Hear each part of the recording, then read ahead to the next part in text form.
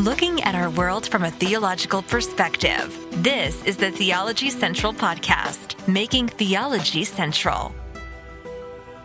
Good afternoon, everyone. It is Wednesday, April the 24th, 2024. It is currently 3:31 p.m. Central Time, and I am coming to you live from the Theology Central studio, located right here in Abilene, Texas.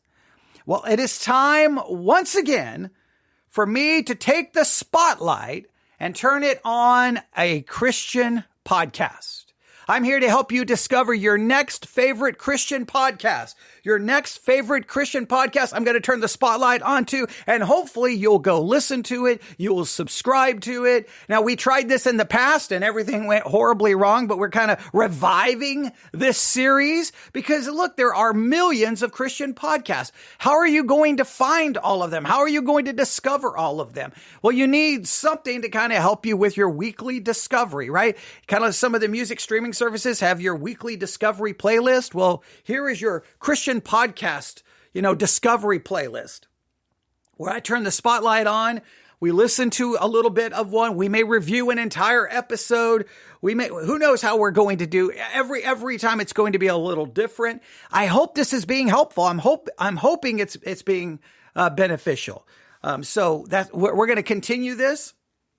Now with this series, I don't have like a definitive strategy, like I'm going to do 3 of these episodes per month. No, just whenever I see something that I think is interesting, well, then I'm going to bring it to you. In this particular case, what happened is I was just looking around and I saw an article about the Christian Post receiving all of these rewards, right? In fact, let me just find the article so I can make sure I give you the accurate information of exactly what I saw. I was looking around and I saw this headline. The Christian Post wins Evangelical Press Association Awards for the following 3 things: online news, an article series. All right, so online news. Okay, great. I already know about the Christian Post. I'm assuming you know about the Christian Post. We reference articles from the Christian Post frequently, right? So, okay, I know about them having online news. Article series. Okay, I know they release series of articles. Okay, but maybe you didn't know this. I knew this. The Christian Post also puts out podcast. So they won awards for their online news. They won awards for their article series, but they also won an award for podcast. And I'm like, well, which podcast won an award? And I found it. And so I thought, you know what? Let's take this big spotlight. Let's turn it on a Christian Post podcast, an award-winning Christian Post podcast. And let me tell everyone about it so that you can find it and you can subscribe to it. Now, their podcast, the one that you're about to learn about, just so that you know, it is available on every podcasting platform. There was a time the Christian Post was really trying to promote their own. I mean, I don't know exactly. I think they're kind of associated with it. I don't know if they're the ones who built it, but the Edify Christian Podcast app. The Christian Post was really like behind it, and they were trying to, I think, drive people to it. But it seems now, like when I looked up the article about this podcast that was, had won the award, and I followed the link that the Christian Post gave me. Well, when I scrolled down, they had all the different podcasting platforms. Edify was there, but they had all the others. So it just seems like, well, wait a minute. If you have this award-winning podcast and you're trying to get people to go to your podcast app, you think you would kind of limit it. You think it'd make it exclusive so that you would get everyone to go to the Edify Christian Podcast app. In some ways, it feels like to me, this is my own personal feelings, that they've abandoned the Edify Christian Podcast app. In fact, let me look here. Let me just look here. I'm going to open up the Apple App Store. I could be wrong, but let me look here. I'm going to type in EDIFI. EDIFI. Yeah, see, it's by the Christian Post. So it's their app. Guess when the last time they updated it? Are you ready for this? 1 year ago. If you have a podcast app and you have not updated it in 1 year, okay, that tells me you've abandoned the project. All right. So the Christian Post. Did I say? Okay. It says Edify Christian Podcast. I thought it says a Christian I thought it said a Christian Post podcast. No, it says a Christian podcast player.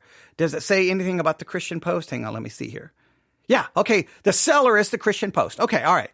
So I was like reading things onto the screen that weren't actually there. Okay, so yes. So Edify Christian Podcast, their app was put out, and the Christian Post is the one who developed it. They were really promoting it. They were really trying to get people there. They're producing podcasts. They have an award-winning one where they won an award. So I'm going to tell you about it. I was going to say, well, since this is the Christian Post, I'm going to point everyone to the Edify Christian Podcast app. But if they have not updated the app in a year, then I don't know. I don't know what's happening. I don't know what's happening. What I think should happen is I think sermon audio.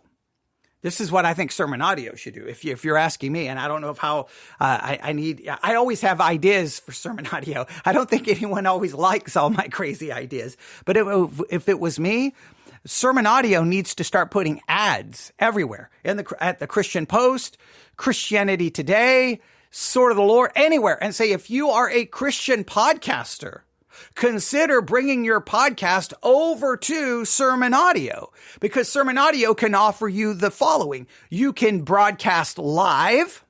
You can have basically a standalone app for your podcast through the Church One app.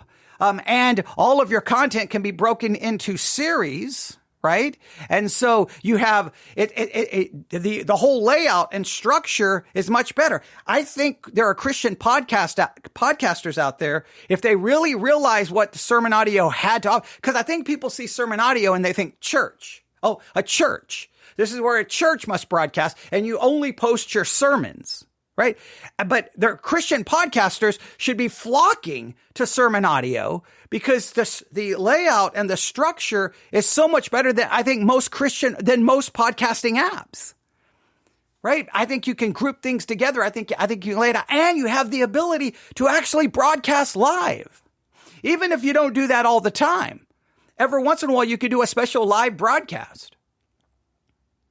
I think sermon audio should be out. If the Christian Post was going into the podcasting business, and they were going to have their own podcasting app, well, they haven't updated the app in a year. They're done. I feel like whatever they attempted to do, they're just moving on. Unless they have a massive update planned, I think they may have abandoned the project. I cannot say. I want to find, I would like to contact someone and find out, but I just feel like that they've abandoned the project. Well, sermon audio, I think, has the potential to kind of step in and go, let us become the premier Christian, podcast platform. Now, I understand sermon audio wants all the material it has to be in agreement with their statement of faith. I understand that, but you can still be promoting it and say that when you sign up, you do have to agree to this statement of faith. I think there's plenty of podcasters out there that would. And so I think that that's something that needs to be really considered. But so I would tell you to go to the Edify Christian Podcast app, but if it's been abandoned for a year, I have bad feelings. So I would say this podcast I'm about to tell you about, it has won an award, right? It's put out by the Christian Post, right? And it's available wherever you get your podcast. Now, I know what you're thinking. Well, you've been on the air for 8 minutes and 47 seconds, and you're yet to tell me the name of the podcast. I know. It's probably driving you crazy. Okay, well, let's get to it. Well, here's what I'm going to do. Before I even tell you anything about it, before I tell you the name, in fact, I'm looking at it right here. I have a podcast app open, and I'm looking at it, and I'm looking at their artwork. I'm looking at their name. I see that they have 200, and on this one particular app, they have 245 ratings, and they're currently at a 3.5 star rating. 3.5 star, not a full four star rating. So there's obviously been some people have given it a lower rating, but hey, 245 ratings, that's really good. And once again, it just demonstrates to people, if you listen to a podcast, please do everything in your power to write a small review for it. Give it thumbs up. Especially for this podcast, the Theology Central. If you have an Apple device, please go to the Apple podcasting app and give us 5 stars and write us a review. Even on sermon audio, write a positive comment, a positive something. All of those things are helpful and beneficial because there's so many out there. But I had a different introduction ready. I did, but instead of giving that introduction, I think it's more important, since this is the Christian Podcast Spotlight series, to kind of just talk about podcast and the apps and all the things that are happening in that world. And so we'll just go straight to this, and then I may kind of break up my introduction and then kind of discuss this a little bit. When I looked for this podcast to get all of the information about it, I went all the way back to the beginning, season 1, and even before season 1. And they produced, I think, two trailers leading up to the release of this podcast. So the first trailer was like a minute long, but then they had an extended trailer, which was 4 minutes and 35 seconds. So we're going to listen to the extended trailer, and then we'll just go from there and see where we go. We'll see how long it takes us to get through the trailer. Are you ready? Here we go. What a lie from the pit of hell.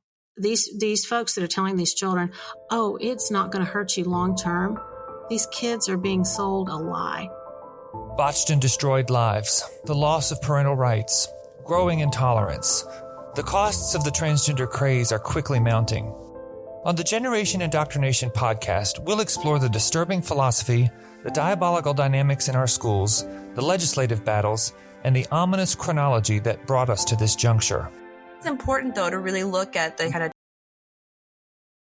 Now, I'm going to back that up. If you did not catch the name of the podcast is Generation Indoctrination Inside the Transgender Battle.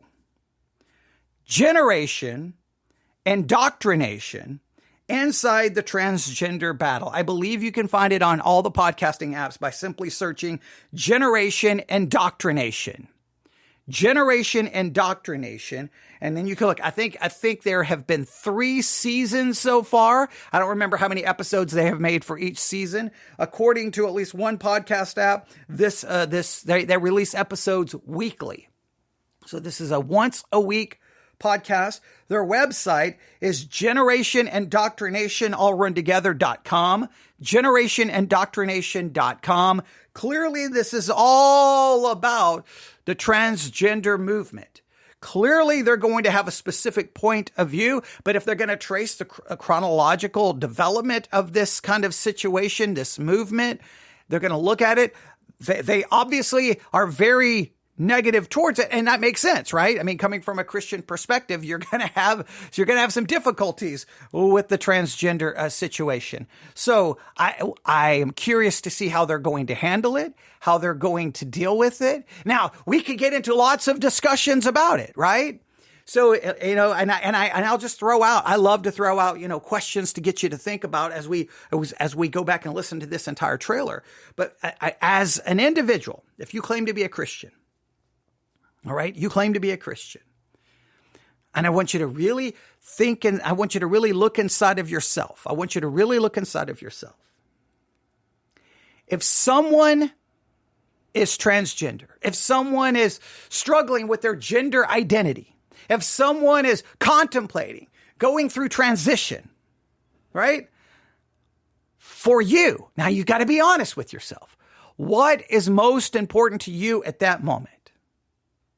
Combating them, fighting them, debating them, telling them that their ideas are wrong, that this concept is wrong. Don't do it. How dare you do that? It's evil. Don't do it. Don't do it. No, I'm not going to use your preferred pronouns. No, I'm not going to recognize if you've transitioned. I'm not going to acknowledge this. What's more important to me is I'm going to stand my ground. And if you were born a man, I'm going to refer to you as a he or a him. If you were born a female, I'm going to refer to you as she or her. I am not going to go along with this. You are wrong. This is wrong. This is wrong. Is that the most important thing to you? Or is the most important thing that is secondary.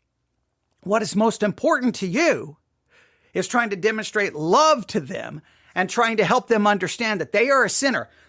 Being a sinner goes way beyond transgenderism. Being a sinner goes way beyond homosexuality. Being a sinner goes way beyond being bisexual.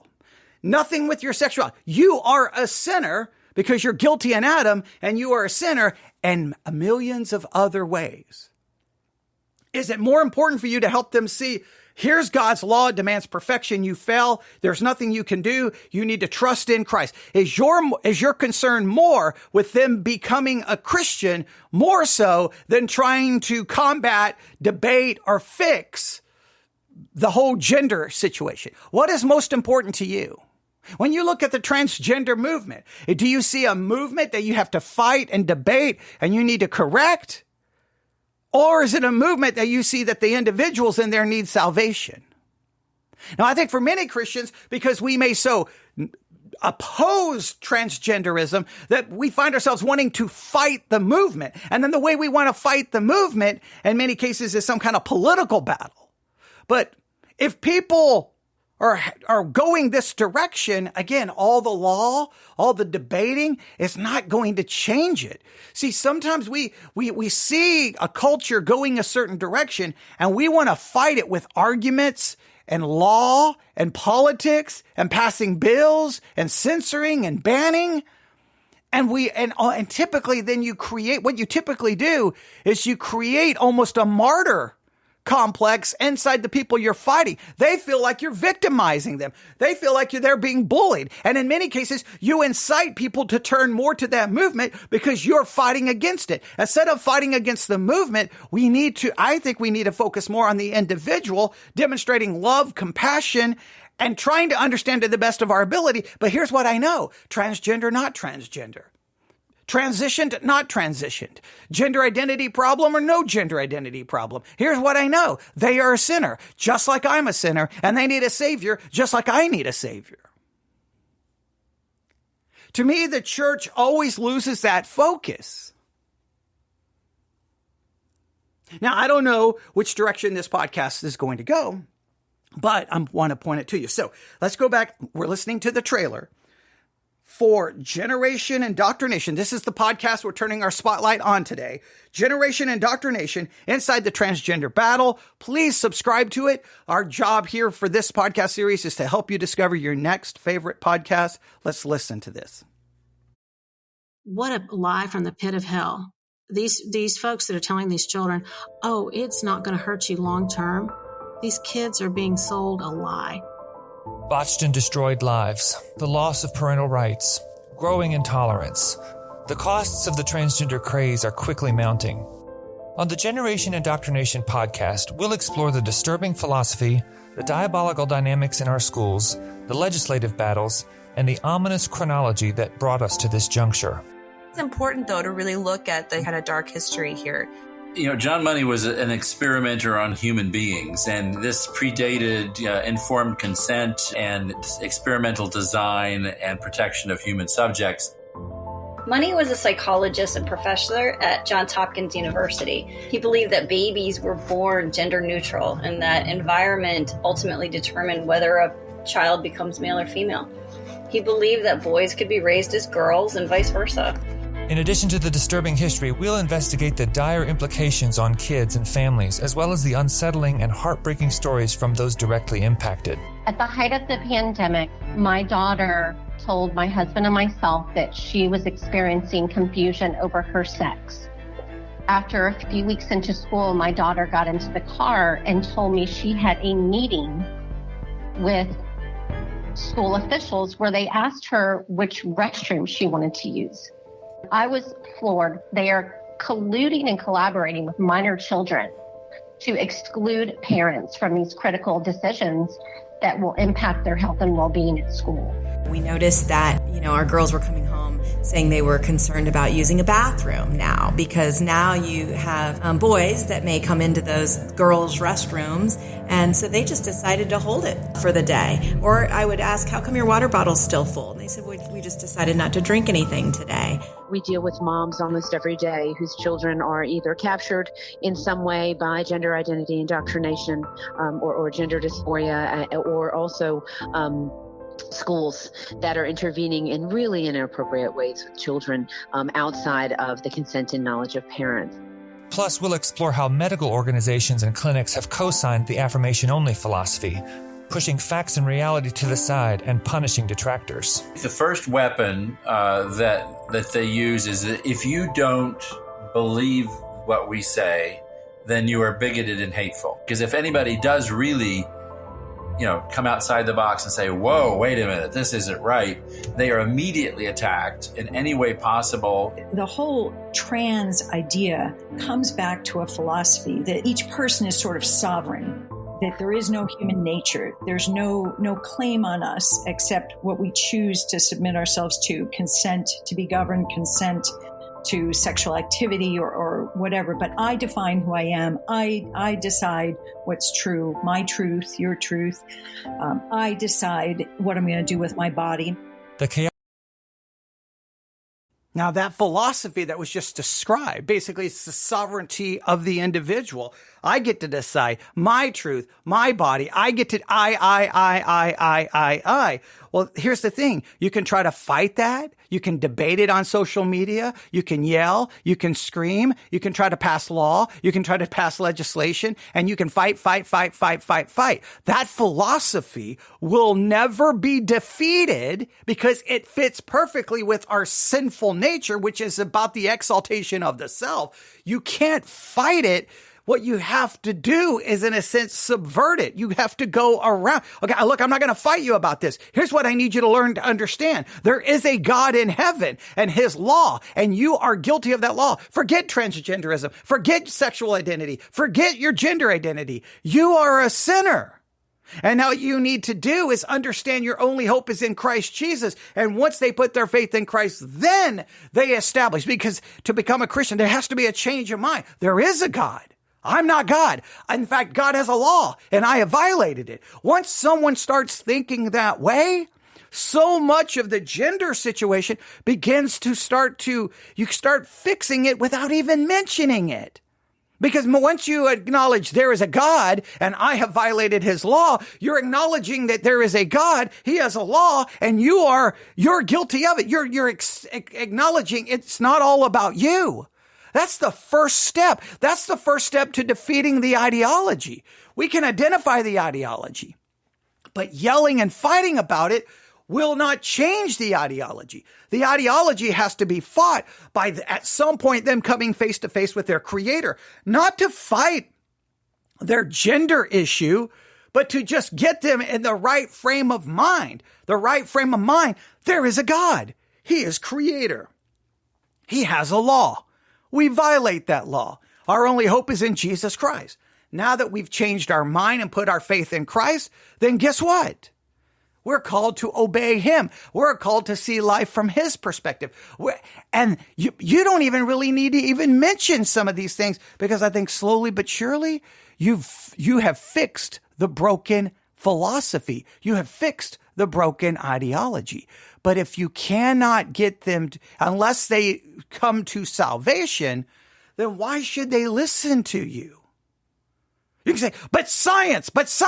And then they could turn around and yell at you, but science. And you say, well, that science is wrong. And then they'll tell you your science is wrong. They'll say, well, God didn't create the world in 6 literal days. The universe is this many years old and there's evolution. You're like, no, that science is wrong. And they're going to be, and again, you're just going to go back and forth. Sometimes you got to know how to fight these battles. We have to be as wise as a serpent and harmless as a dove. If the ideology is I, it's all me. I determine right and wrong. I determine who I am. My identity is determined by me. Okay, well then, don't yell and scream and fight about that. Slowly but surely, help them understand that there is a God, the creator of heaven and earth. And we find our purpose, our meaning, and our identity in him. That's the only way to combat this. The chaotic state of the gender wars is no doubt having a serious impact on families and our institutions, and most importantly, young lives. One of the biggest concerns that we've had is the way that religion is being weaponized against parents. The scariest part about this gender revolution for me is the emphasis on family abolition. The idea that if your parents are unsupportive, you should reject them, that children should be removed from families that don't wish to medically or socially transition a child. Our children are having an identity crisis because parents have been having an identity crisis. We need to reacquire who we are. We are the authorities. The size and scope of the problem is undeniable. Generation indoctrination explores the problem and paves the way toward a solution. I've heard people compare this ideology to a cult. I've heard people compare this to, the fascism and totalitarianism movements that we've seen in the past. But ultimately, this is even bigger than any of those things, because it's not happening in one country. It's not happening on one continent even. This is global. Join us as we tackle this essential issue. And there it is. It's Christian generation indoctrination inside the transgender battle, produced by and put out by the Christian Post, right? I'm trying to put too many words together. Generation indoctrination inside the transgender battle, and that is put out by the Christian Post. Please look up that podcast. Please subscribe to it.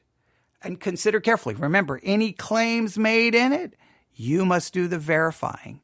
Don't just take a claim and just assume everything they're saying is accurate. Verify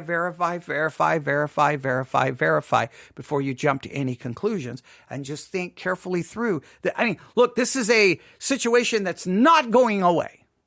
All right. This is not just some current fad. I think this is going to have long-term implications moving forward as a society. And Christians are going to have to figure out how we're going to, we have to choose our battle carefully. We have to choose the battle carefully. We've got to be wise. I think the worst thing Christians did was trying to argue and debate when the homosexuality and the homosexual movement was growing and getting more power and more influence. Many Christians kept arguing, you weren't born that way. You weren't born that way. You weren't born that way. Why are we arguing? Whether you're born that way or not born that way is irrelevant. Here's the thing. You're born a sinner and you need Christ. Once you come to Christ then is the one who defines morality about your sexuality. Now, we all fail and struggle, okay? But that was the approach. But we wanted to start fighting over born that way, not born that way. You're all born a sinner. You need Christ. So sometimes I think we get distracted in how we fight this battle. So listening to this will give us maybe some history, some chronological order. But as you listen, think about which approach you're going to take. Now, the episode that won an award. Okay, no, that's not it. Let me see if I can find it. The episode that won an award, maybe this one. Yes, this was the season premiere. I think this was season 3. And you see here, do I have it here? Do I see if I can find it on this podcast app? Let me see here. Wait, season 3. Yeah, season premiere. A breaking point. Legislators revolt against gender ideology, if I can read correctly. This is season 3, episode 1. This is the one that won the award. It is entitled A Breaking Point. Legislators revolt against gender ideology. And we're going to just listen to a little bit of this. So again, all we're doing is turning the spotlight onto it so that you'll go subscribe to it and you'll go listen. Here's a little bit. Now, this is the episode that won the award. Let's listen to a little bit of it. This weird ideology is not something that's just going to happen in the oddest, most left-wing secular places in California or Massachusetts. It is absolutely everywhere in our culture. It is on social media. It is at the checkout stand at whatever grocery store you go to. It is in Whitefish, Montana, and Lubbock, Texas. Wherever you are, you might think you're safe from it. You're not safe from it. Your children are not safe from it. And your grandchildren are not safe from it. Jay Richards is a And let me just state, the way to combat an ideology is sometimes not to directly attack the ideology, but to present the correct ideology that ultimately does away with the fraudulent one. If the fraudulent ideology is, hey, all we see is transgenderism. All we see is the transgender movement. So then our approach is we take a hammer or a sledgehammer and we're going to go smash it. But what we need to do is you can fight it, but you don't typically destroy ideologies in that kind of approach, right? You have to kind of be more wise. So what you need to do is, okay, I'm not going to go here and fight this. What we need to try to get back to is basic concept. There is a God. That God created you, your purpose, your meaning, your ideology, your identity, your morality is found in Him. You don't even need to address the other. If we can get people back to, in the beginning, God created the heavens and the earth. In the beginning, God. If we can get back to those basic concepts and really establish that and then show how everything flows from that. If your belief system is that in the beginning was matter and then matter exploded one Tuesday afternoon and here we are, well, then what defines your identity? Obviously, if you're not created, then you ultimately are the one who identify. You're the one who creates your identity. You're the one who determines your identity. You're the one who determines morality. So yelling and screaming about it, you're going to have, what you could do is we have to establish a counter, almost the counter ideology, and what we call the truth. So that because if they begin to, if they, in a sense, without even realizing what they're doing, begin to accept this ideology, then they will begin slowly but surely to realize all the things that they think and believe that are contrary to it.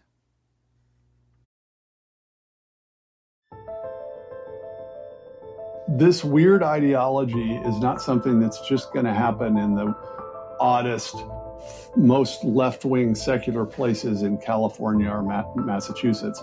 It is absolutely everywhere in our culture. It is on social media. It is at the checkout stand at whatever grocery store you go to. It is in Whitefish, Montana, and Lubbock, Texas. Wherever you are, you might think you're safe from it. You're not safe from it. Your children are not safe from it. And your grandchildren are not safe from it. Jay Richards is a senior research fellow at the Heritage Foundation, the nation's preeminent conservative think tank. He's among the intellectual leaders at the tip of the spear battling gender ideology from the nation's capital, and at the beginning of the year believed it was possible that 4 or 5 states might add laws to their books prohibiting transgender medicalization, such as puberty blockers, cross-sex hormones, and irreversible surgeries on minors.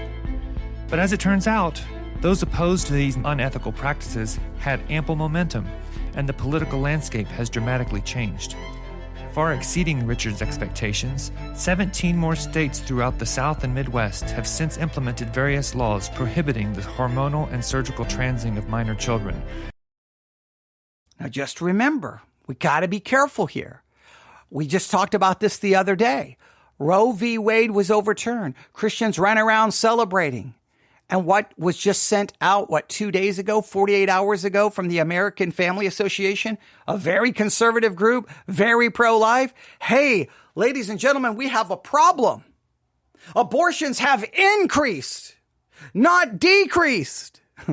Right? Because you can try to fight things with laws. There's an ideology. There's a way of thinking, and you can try to suppress it. You can try to shove it down. You can try to prevent it. But sooner or later, if the ideology is not fought, if the ideology is not combated, and you place something else in its place, then sooner or later, the shackles will be broken free, and they will come back stronger and more focused than ever before. So yes, we can try to fight it from Washington. Yes, you can try to fight it in the ballot booth. Yeah, you can try to fight it in Congress. You can try to fight it in the Senate. You can try to fight it. From the president's desk. You can try to fight it from the White House. You can try to fight it from the Capitol building. Wherever you want to fight it. The issue is There's an ideology. Look at all let me try to help you, right? Because I know people are going to get mad at me and push back. Look at all the attempts and ways trying to fight supposedly the rise of homosexuality. All the different laws. We're going to do this. We're going to impose this law. We're going to ban this. We're going to ban this. We're going to stop this. We're going to do that. No. And we fought and all these conservative groups. We're going to stop this. We're going to stop gay marriage. We're going to stop this. We're going to stop. While you're fighting that, you didn't do anything to change the ideology. You didn't bring more people to Christ. You didn't bring more people to God so that then God can change their way of thinking and God can change their understanding. No. You didn't.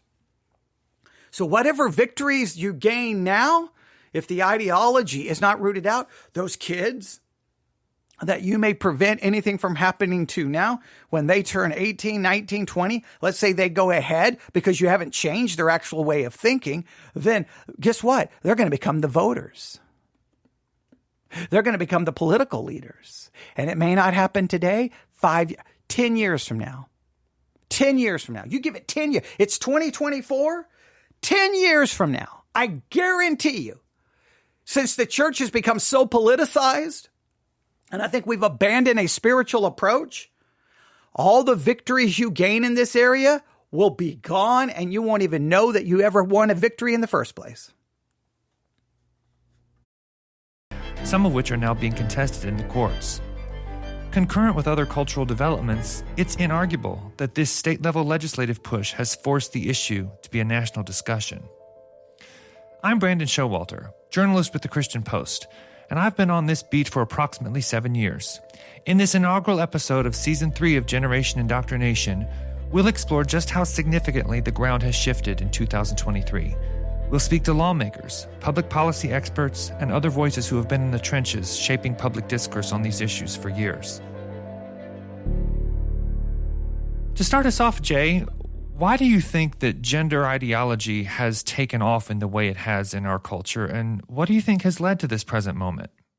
It feels like it just suddenly happened, but I compare it to a phase change. So phase change in physics, think of something like the phase change with water from the liquid state to the frozen state.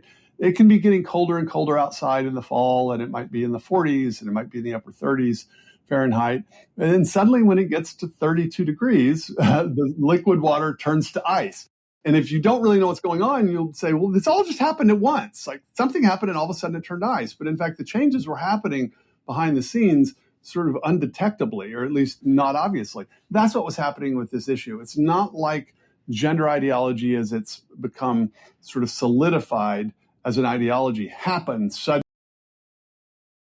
Now I'm going to put forth my own perspective. Here's what happened. Are you ready? Very important. We had different phases the church went through, right?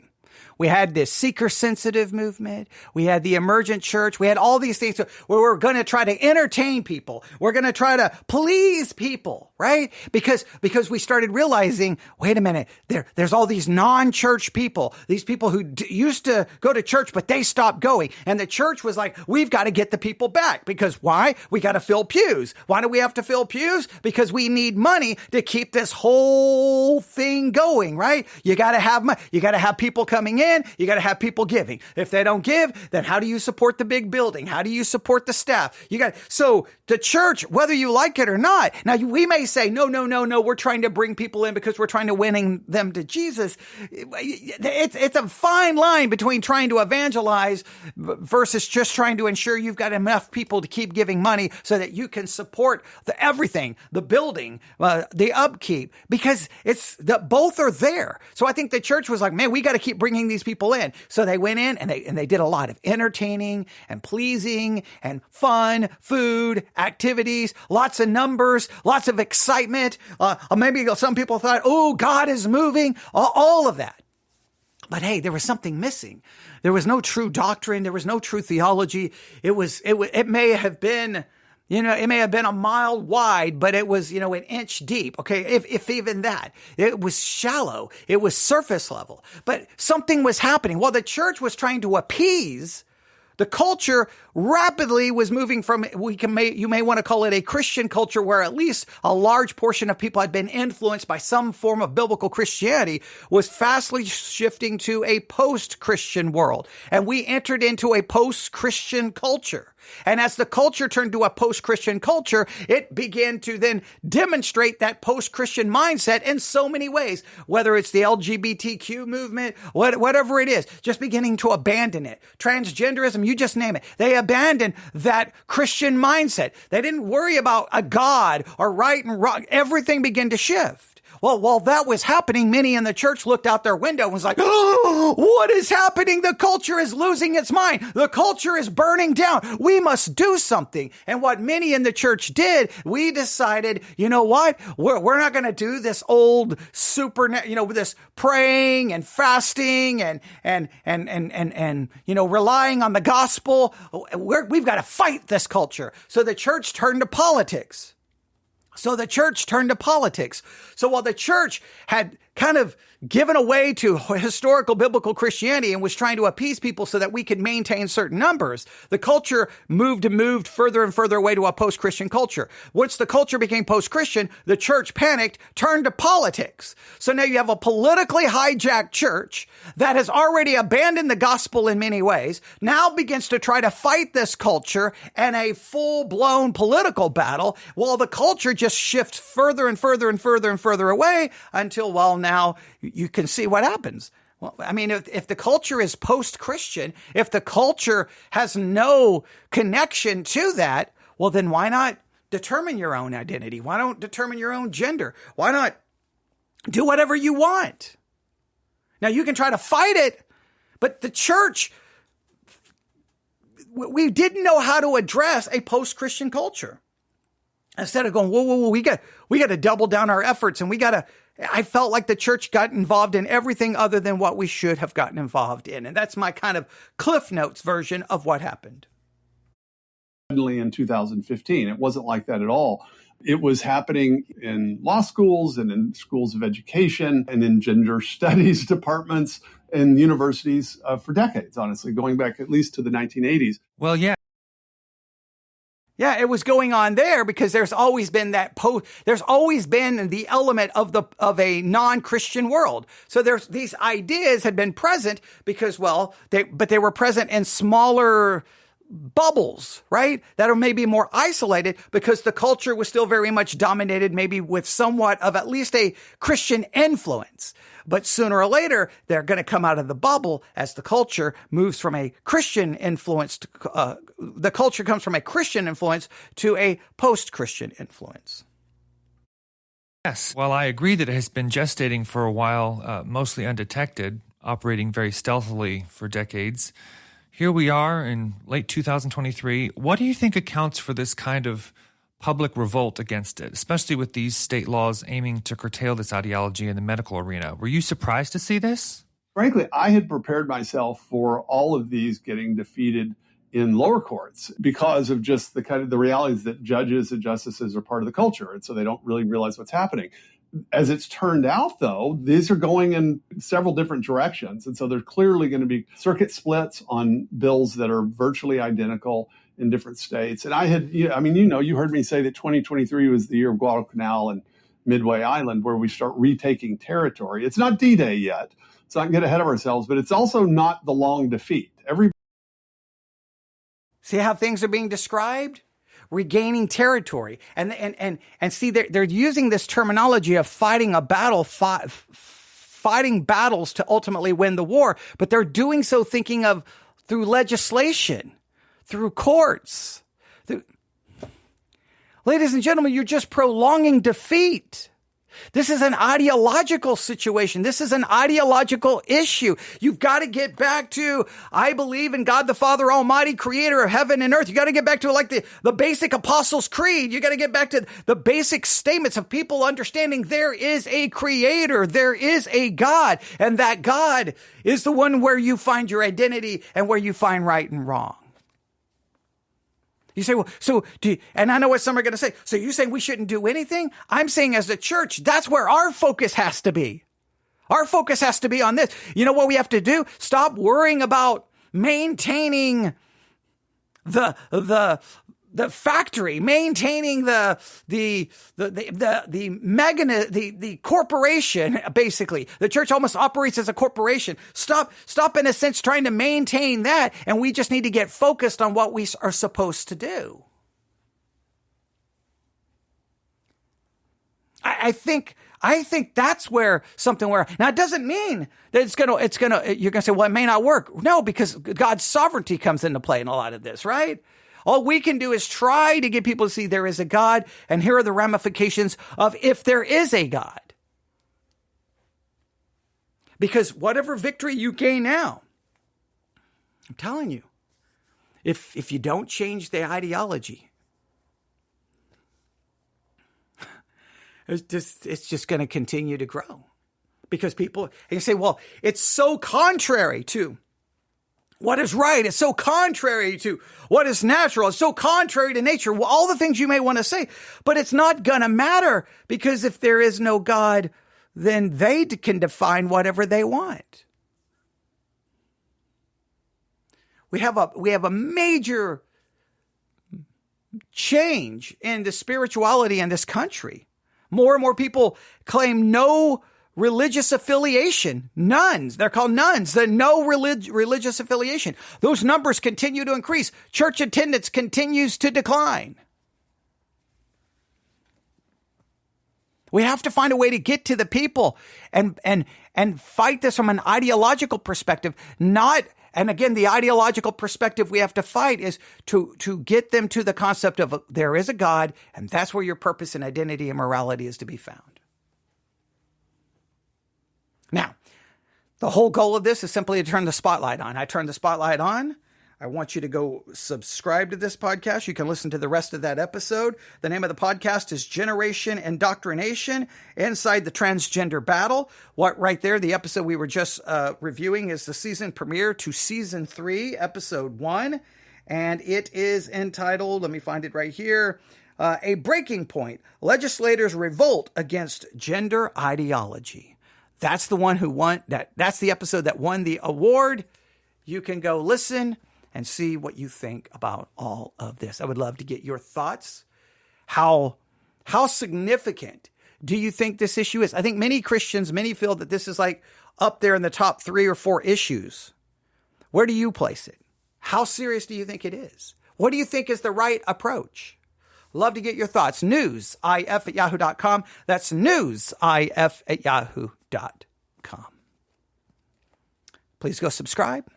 Thank you for tuning in to another episode of the Christian Podcast Spotlight, where we turn the spotlight onto Christian podcasts so you can discover your next favorite one. Hopefully you'll give this one some attention and some time. Hopefully you benefit from what you hear. Thanks for listening. Everyone have a great afternoon, great evening. God bless.